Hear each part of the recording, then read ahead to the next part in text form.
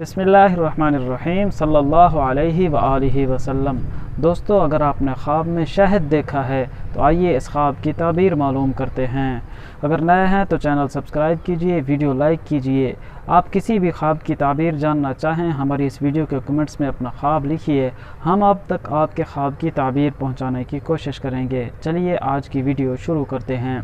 हज़रत इमाम इब्न सीरीन रहमतुल्लाह अलैह फरमाते हैं, अगर किसी शख्स ने ख्वाब में शहद को देखा, मोम भी साथ है, तो हज़रत फरमाते हैं ये मीरास और माल विरासत में पाने पर दलील है। हज़रत फरमाते हैं अगर कोई शख्स देखे कि उसके पास शहद मौजूद है तो इस पर भी ये तावील है।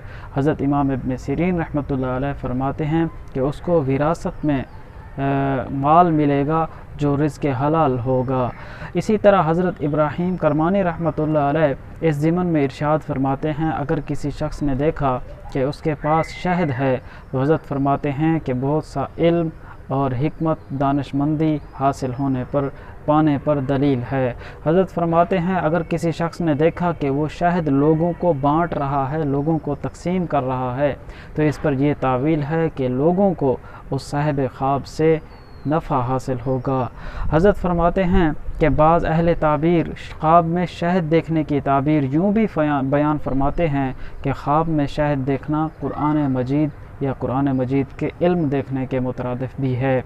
हज़रत इमाम जाफ़र सादिक रहमतुल्लाह अलैह इस ज़िमन में इरशाद फरमाते हैं कि अगर किसी शख्स ने ख्वाब में शहद देखा है तो ये 5 वजह पर हो सकता है। नंबर 1 इल्म, 2 मीरास, नंबर 3 कुरान मजीद, नंबर 4 फ़राख़ी रिज़्क़, नंबर 5 माल गनीमत। दोस्तों, अगर आपने अच्छा ख्वाब देखा है अल्लाह का शुक्र अदा कीजिए। अगर बुरा डरावना मुसीबत वाला ख्वाब देखा है अल्लाह के हुजूर सदका खैरात दुआओं का एहतमाम कीजिए। मिलेंगे अगली वीडियो में। अल्लाह हाफ़िज़।